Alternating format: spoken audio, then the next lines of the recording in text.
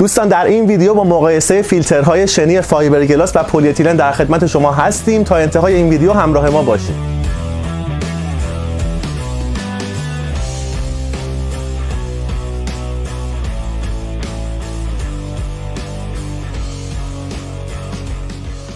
دوستان همونطور که ملاحظه میکنین دو تا فیلتر شنی روبروی بنده هستش که جنس یک کدوم از اونها پلی اتیلن هست و جنس دیگری فایبرگلاس. خب تمایز هم بین این دو تا فیلتر دقیقاً در جنس بدنشون هستش. سایز این دو فیلتر هر دو 500 هست و هر دو برای تصفیه استخرهای تا حجم 40 متر مکعب و جکوزی های 4 الی 5 نفره استفاده میشن. دوستان در فرایند ساخت فیلترهای فایبرگلاس، الیاف فایبرگلاس توسط رزین لایه لایه روی هم قرار میگیرن، یک سطح صاف و صیقلی رو ایجاد میکنن با ضخامت به عنوان مثال 7 میلیمتر تا 10 میلیمتر، در فیلترهای قطر بالا بیشتر.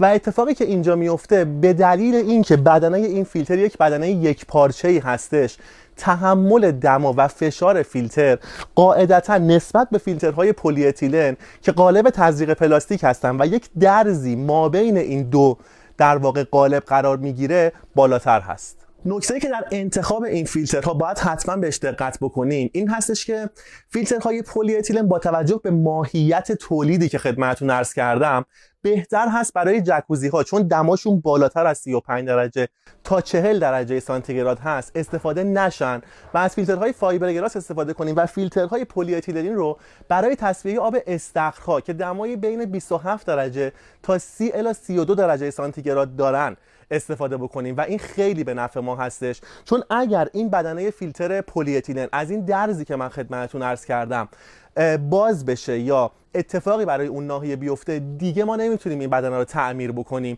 و قاعدتا باید بدنه تعویض بشه. اما فیلترهای فایبرگلاس یکی از مزیت‌های دیگه‌ای که دارن این هستش که اگر اتفاقی برای این بدنه بیفته به راحتی میشه اون رو ترمیم کرد و مجدد از بدنه ترمیم شده استفاده کرد. دوستان در پایان به دو نکته مهم در نگهداری از این فیلترها اشاره بکنیم که هممون میدونیم.